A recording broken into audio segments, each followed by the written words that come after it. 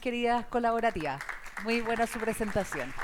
Bueno, como acabamos de ver, hay un montón de transformaciones, hablamos harto de emociones, activa con el tema de la felicidad, qué significa eso, ¿no es cierto?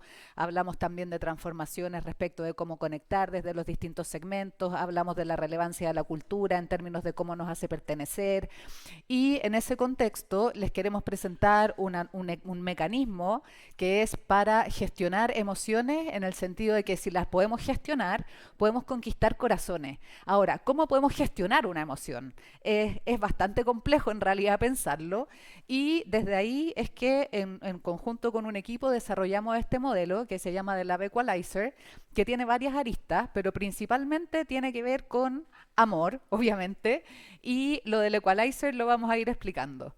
Eh, bueno, primero, nosotros somos Rubik, nosotros somos una empresa de investigación que ya tiene más de 11 años de trayectoria, la formé yo a principios del 2024, perdón, 2014, 2024 no llevaría nada.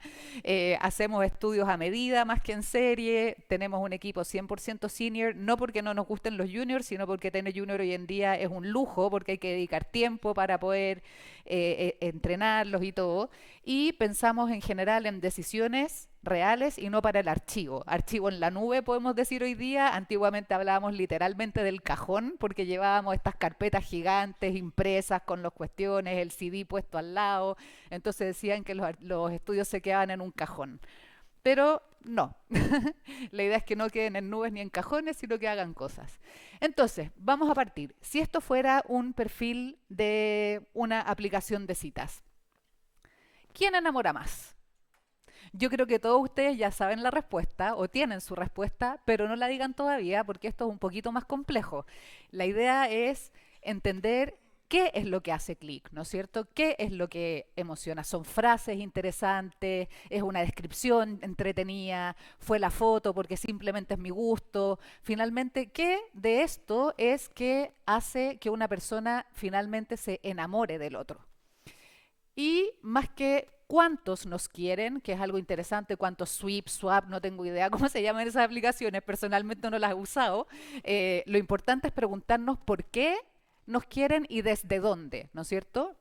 Y en ese contexto es importante que sepamos que los sentimientos no son lineales y no son binarios, no es que uno ama o uno odia.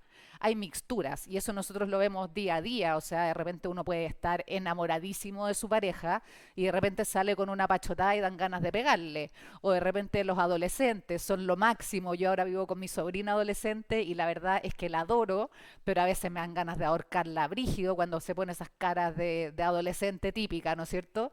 Entonces no es binario. Y esta montaña rusa no es un error en el sistema, es el sistema. O sea, sabemos que definitivamente esto es algo natural, es algo normal, no es algo distinto o sea, y todos lo experimentamos y lo vivimos y también es extrapolable al tema marcario. Y desde ahí los vínculos y el amor real puede tener fricciones, efectivamente, puede tener, perdón que soy un poquito lenta para caminar, pero puede tener fricciones, puede tener roces, puede tener un montón de cosas y desde ahí por lo general los tienen, o sea, el amor puro, el amor plano, poco existe en general. Entonces es súper importante que podamos entenderlo para poder gestionarlo. Si no entendemos esta complejidad emocional, es muy difícil que sepamos cómo poder gestionarla. Entonces, ¿qué hay que hacer? Primero, cuando miramos las emociones como binarias, que en realidad es súper lo que tendemos a hacer, ¿no es cierto? Me quieren, tengo 50% de emociones positivas asociadas a mi marca. Tantas negativas. Esto es binario todavía y está bien, sirve, nos da buenas luces, pero es un diagnóstico que queda un poquito incompleto y corremos el riesgo también de romper la conexión, porque de alguna manera no podemos tampoco decir que también está una relación o no en función de la foto del aniversario. O sea, hay una complejidad enorme que es importante que la logremos entender. Por lo tanto, la idea es ir más allá del me gusta o no me gusta y cuestionarnos, ¿estamos bien con el me quiere, no me quiere de la flor? La verdad es que, como les decía, sirve, pero esta lectura es relativamente incompleta. ¿Qué pasa con la lectura incompleta? Estamos aquí, la opción, ¿no es cierto?, de Shrek con Felices para Siempre, que en el caso de una marca es engagement, es loyalty, es advocacy, hay un montón de cosas en el matrimonio feliz. Y tenemos por otro lado el divorcio de Brad con Angelina, ¿no es cierto? Porque es una historia cargada de otro tipo de cosas y en el caso de las marcas un divorcio es fuga de clientes, son funas, sobre todo hoy en día, ¿no es cierto? Que están tan potentes. Entonces, para poder gestionarlo, también es importante poder medirlo. Entonces, claro, una de las primeras preguntas es, ¿cómo podemos hacer para gestionarlo? Y después, ¿cómo podemos hacer para medir esta complejidad? Porque no es fácil. Y esto es lo más importante de todo esto. El 75% de las marcas podría desaparecer y a nadie le importaría. Esto es un dato que venimos escuchando hace rato.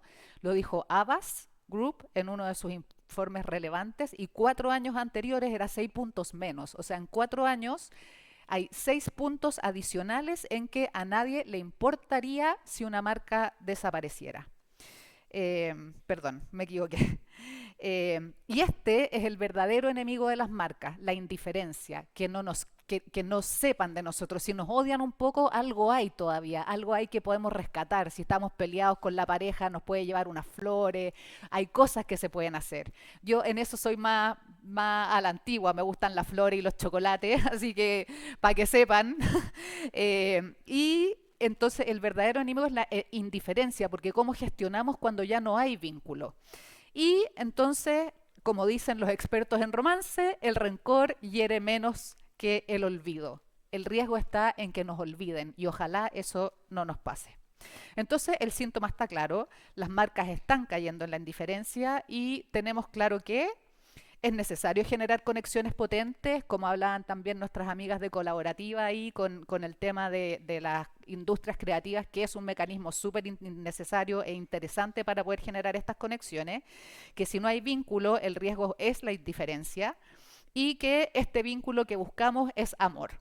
Entonces, teniendo todo eso claro, nos preguntamos cómo incorporar esta dimensión de una forma que sea efectiva y al mismo tiempo que pueda ser medible y por lo tanto gestionable, ¿no es cierto? Fuimos a los libros, partimos con mi base, yo soy psicóloga de la Portales, a mucho orgullo, fuimos a los libros, volvimos a Freud, que fue uno de los primeros que diseccionó las emociones, ¿no es cierto? Freud fue uno de los primeros que habló de la convivencia entre amor y odio, a lo que se llama ambivalencia, y que eso está presente, como les contaba, en nuestras relaciones de pareja, con nuestros hijos, con nuestros sobrinos, los adolescentes, etcétera. Conversamos con personas, hicimos un quali súper robusto con 37 entrevistas en profundidad en distintos niveles socioeconómicos, distintos tramos etarios, distintos ciclos vitales, abarcamos prácticamente todo con ejercicios proyectivos para entender cómo se vinculaban con las marcas, construimos hicimos grupos también, esto fue entretenido, hicimos mini grupos, 4 con lovers y 4 con haters de algunas marcas. Y después construimos un modelo así en función de los resultados y después volvimos a la academia, revisamos papers y encontramos efectivamente que había información relativa a el tema de la ambivalencia. No era mucho, pero ya se está hablando de esto también en el mundo académico y encontramos ahí también ciertos elementos o gente que estaba hablando de amor, de odio y que identificaba ciertas dimensiones muy similares a las de nosotros y por lo tanto las reconceptualizamos para apalancarlas en conceptos que ya estaban validados académicamente y ajustamos el modelo para hacer esta conexión. Y descubrimos que habían 3 dimensiones que impactan primordialmente en las emociones. Lo primero es la congruencia simbólica, básicamente es la identidad visual. Me veo reflejado en ti, me siento bien contigo o escondo la marca en la bolsa de la tienda cuando me voy. Y ojalá que no tenga el logo puesto en la bolsa. Compatibilidad valórica, coincidimos en lo que creemos, es algo súper importante también. O sea, una marca, sobre todo ahora con el tema de la sostenibilidad, es súper importante entender si es que estamos conectando desde el punto de vista valórico con las personas. Y el tercer nivel es la experiencia con la marca, que tiene que ver con si cumple con lo que promete o no. Y esto tiene que ver con, somos una marca que realmente entrega un buen servicio al cliente o nos genera más cicatrices que soluciones. Y vemos entonces que además, que aquí empieza algo que puede quizás sonar un poquito más complejo, pero vamos a ver que es más sencillo, cada una de estas dimensiones tiene polos. positivo y negativo. Entonces, la congruencia simbólica nos habla de deseo, ¿no es cierto? ¿Qué tan atractivo yo encuentro al otro? Si lo llevamos a persona, ¿es guapo o no es guapo? Y repulsión en su polo negativo, que al final tiene que ver con, no sé, decían que Brad Pitt olía hediondo, por ejemplo. Yo no sé si andaría con un gallo que es hediondo. Separación e identificación en el lado de lo valórico. Identificación, por ejemplo, a mí me encantan los animalitos y no podría estar con alguien que maltrata animales. Por lo tanto, me identifico con alguien que quizás también abogue por el cuidado de los animales.